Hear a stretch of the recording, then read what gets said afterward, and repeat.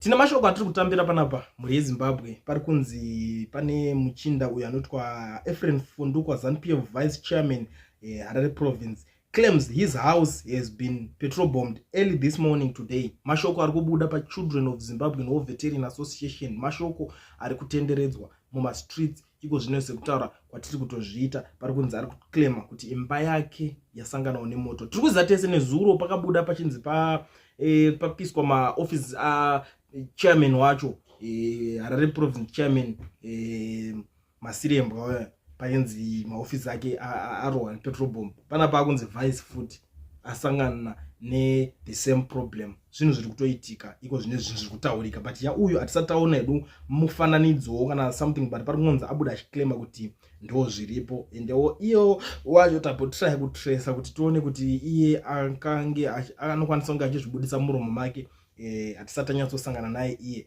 achataura but masources according to these guys ndo zvavari kutaura panapa ndo nyaya iri panapa. Now vanhu vemuZimbabwe vane zvizhinji zvekutaura pamusoro penyaya iyoyi vari kuti aiwa hanga varova nepachavo if I had the power I would give them weapons to fight each other. Mashoko ari kubuda kune vamwe vanhu. If you join Satanism it's very difficult for you to pour out. Zanupf is a coward guys.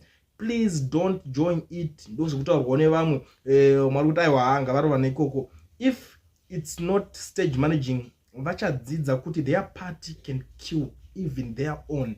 Those who are nevamwe vanhu vari kubudisa panapa mwari kuti heya dzavo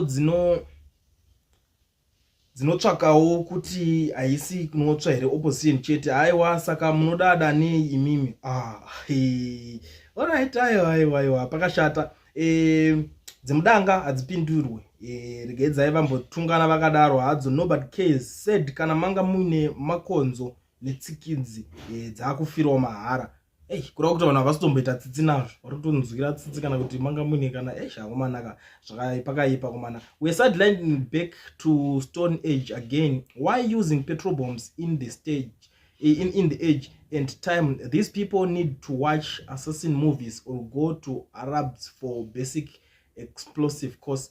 Fake stories hakuna zvakadaro handiti munoti opposition stages ma abductions, so this is also fake petrol bomb story. Mashoko ari kubuda zvekare vanhu vari kuzviramba kuti haimi mune majara kuti vanhu vekuzichana vanenge vachifeka zvekunzi tazorohwa tadididi saka kwenyuwo kuri kunzi makunyebowo futi hama 1. These are crocodile tactics.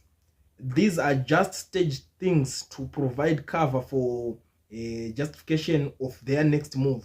Mashoko mamwe ari kutaurwawo nemumwewo panapa ari kunzi aiwa matactics awo hapana kana iripo apo. If the Lake Mabvuku's pastor abduction and ultimate death was dismissed as stage managed to attract attention from colonial masters, this nonsense might as well be a hoax to attract sympathy from China. Mashoko ari kutaurwa nevamwe kuti kana makambokwanisa kutaura kuti munhu akaonekwa akafa uko anzi aurayirwa nyaya dzepolitics kana kuti anzi abductwa ndama sai vaya vari kutaurwa vaya kana makambokwanisa kuti ndezve stage managed chichi kutooneka munhu atofa kusvika munhu avigwe kototadza nekuona kuti zviri zvamukutaurawo zviri stage managed. Mashoko ari kubuda zvekare kune vanhu vakawanda vemuZimbabwe vari kukomenda oni nyaya iyoyi. Muri Zimbabwe ndakongotodarika nepanapa ndichionesana nemi zvinhu zvinenge zvichiitika kusazivawo kuti imimi pamuri kunzwawo nyaya idzi muri kudzionawo sei. Ndakanzvikokumbirisawo kuti pese pauri papa ubva wambokomendawo uchindiudzawo kuti